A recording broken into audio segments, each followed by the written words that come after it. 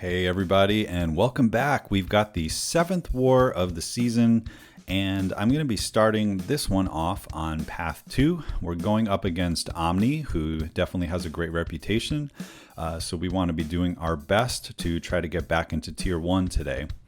And yeah, I'm starting on Path 2, which has the Strike, Counter, Fury nodes, and they put 3 skill champions in a row, and 2 of them have shrugging abilities, so it kind of seemed like an apocalypse was going to go this way. And based on the war plan and what else people were doing in Section 1, it ended up being me for this one, so kind of nice to see some Apoc fights.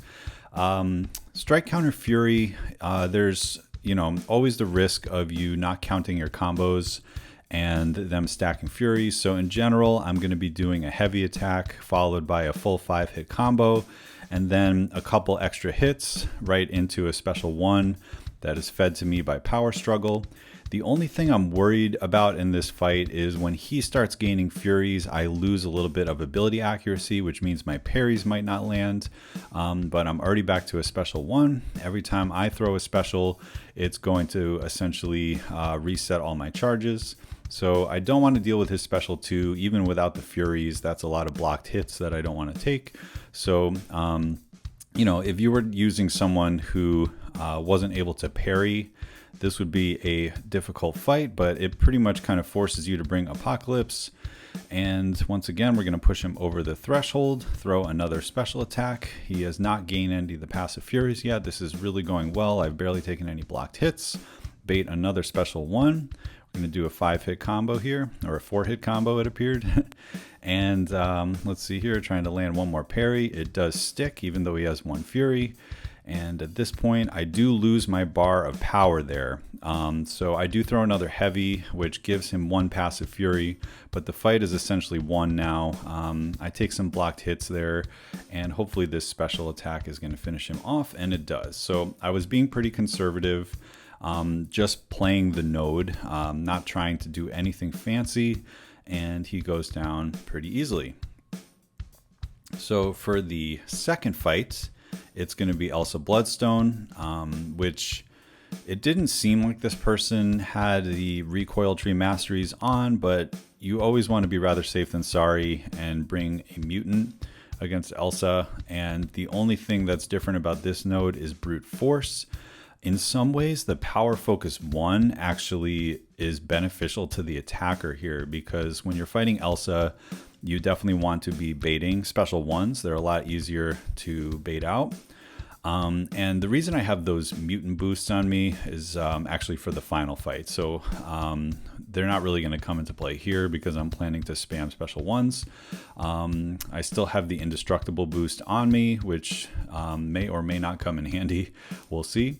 But again, we're starting the fight off with a heavy attack, and then we're going to do a 5-hit combo.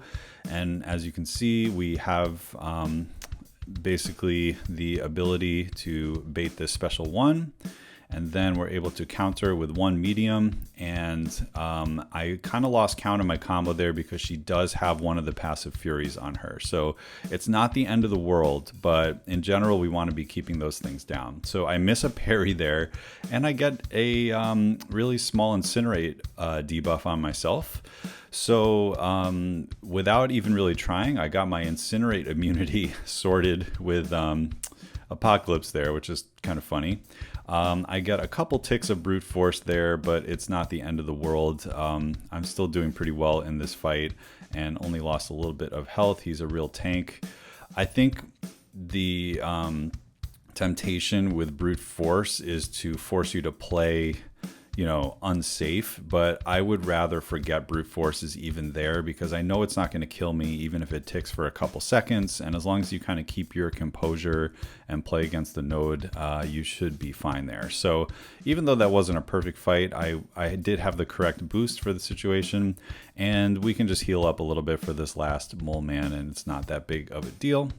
So the reason that I put the mutant boosts on was because I wanted to try to get this fight down quickly, just because Moleman, it's pretty easy to accidentally hit his block or do something silly and take some damage. So it's essentially the same node that we've been facing. It's Strike Counter Fury, and because my invulnerable boost ran out, and we are kind of lucky to have all these gray boosts coming in with compensation, I'm going to do Advanced Power Boost for this one, so that essentially I can get off a special 2, maybe get a little bit of power back with my power back boosts, and just kind of get the fight down a little bit quicker. That was my plan here, and I figured that would work. So once again, we're going to start off with a heavy attack, and as you can see, we're creeping up to that second bar of power. Then we do a full combo, and at this point, if we just do 2 more hits and parry, we should be able to get to that special 2. And, you know, I wasn't really going for the concussion here. It's obviously being unramped up with only the 3 charges. It's going to be whichever attack I had on before, which was light attack. There's not really any abilities I'm trying to turn off on him, but, you know, a little concussion isn't going to hurt. In case I get hit, maybe it'll stop a bleed on me. If you did notice, I did get hit once. I got a little antsy with the punishing of one of his special ones, and I just went in a little early and got 1 hit, but it really did barely any damage. It's not that big of a deal. So we haven't gotten any of the passive furies yet, which is good. It's really kind of keeping this fight in control. I'm just baiting the special ones and doing a 5-hit combo here. Once again, he throws another special one. My debuffs are about to fall off, but I don't really need that damage too badly. I'm going to heavy attack here so that I get the bar of power, and then do 1 medium into a special 1. Because he has the limber mastery, I didn't really want to just throw that special attack. You know, he could throw up his block, so I'm totally okay with 1 passive fury. I did the extra medium just to sort of connect the special a little bit easier. Missed a parry there, but at this point he should go down with this final special. So yeah, they weren't the fastest fights in the world, but you know, Apoc was the way to go for this lane, and he is done for the rest of the war. But they really lined up 3 Apoc fights right in a row.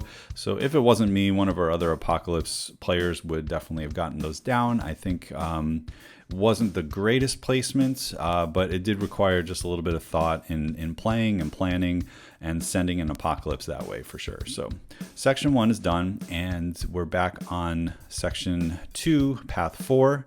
And we're up against this Spider Ham again. I've talked about this fight in the past on my channel. Essentially, when using Elsa Bloodstone, you want to try to not have him evade at all. And the way to do that is to throw your special 1 pretty much as soon as you get it. And by doing that, you're going to keep his spider nonsense down. So here we go. We get the counter evade on our well-timed block. I do another Behemoth Buster, light ending. At this point, hopefully we can get him to bait out that special 1. And now we're going to throw the special right away. We got 3 debuffs on us there, which means he was unblockable for a hot second. But because Elsa can shrug off these debuffs, the unblockable went away. And we become unblockable from the Purify. So interesting thing happened there. He dashed back and held block, which means that he's going to get a Spider Sense charge. I was not factoring that into my my fight plan, but I looked in his kit, and if he dashes back and holds block, he gets a guaranteed evade even through block. So at 1% health, I did get smacked on the way back, but fortunately he just died from the incinerate damage, and it was fine. So that was a little interesting. I was kind of planning on the incinerate, on the evade not becoming a factor, but he did right at the very end. And you've seen me take this as well. I think this is a good placement because there is a way for you to get 3 debuffs on you, even if you bring in a bleed immune. And this would have happened to me the last time I took this fight if I didn't bring in an armor break immune champion. And let me explain. You have the heal block debuff on you at the very beginning of the fight. And then if you accidentally get an armor break on you because of the node, that's called crumbling armor, and then she throws a special 2, which is very easy to happen because she's going to be gaining extra power with Mystic Dispersion, and because you're bleed immune, she gains power that way too.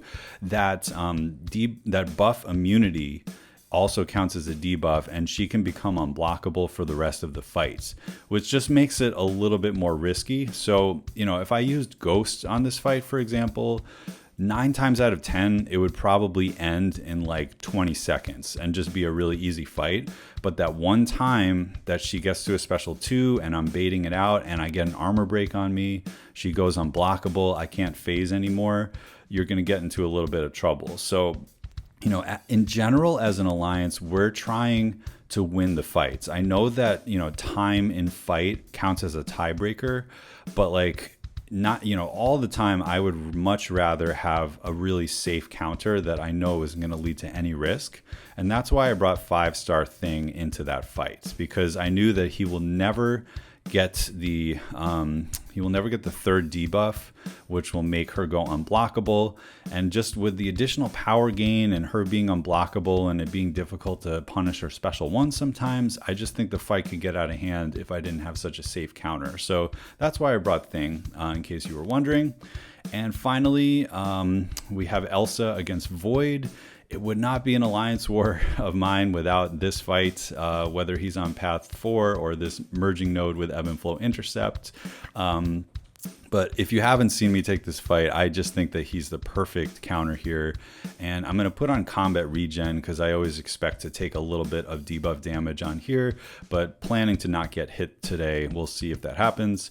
I dash back at the beginning so that we can get our well-timed block. That counts as an intercept. So right out of the gate, we're doing damage.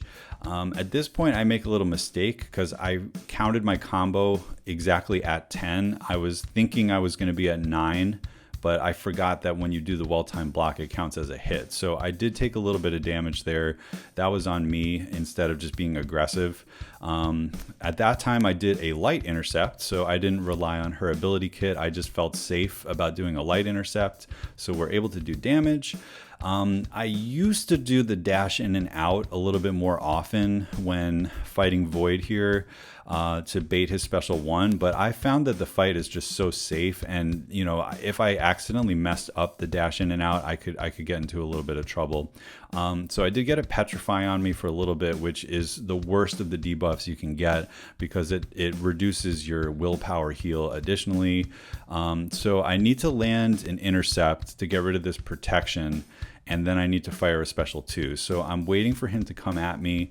There we go. We get our free intercept, and I throw a big special 2 here. It applies some cold snaps. It applies some behemoth busters. I'm hoping that's enough to kill him, but Mighty Charge shrugs it. And then I did get swiped back right there, but the fight was basically over. So that little extra damage I took at the end was just a little mistake, but it wasn't going to lead to a loss. So yeah, once again, very, very safe option for Void there is to use Elsa. And I always enjoy that fight because it's not an automatic fight, but it is a very safe fight. And it's one that I enjoy very much. So anyway, hope you enjoyed this one. We are looking like we're going to end up winning this war.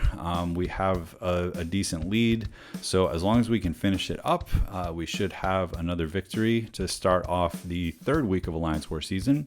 I hope you've been enjoying these videos. I've really enjoyed making them and really kind of analyzing my own gameplay. I think when you record yourself, you do become a better player, and it also kind of puts the pressure on because I do want to produce these videos and don't always want to look like a scrub, even though there were a few times I did today. But yeah, a pretty clean war, pretty fun one as well. I got to use my Apocalypse. So hope you enjoyed it, and I will catch you guys in the next one.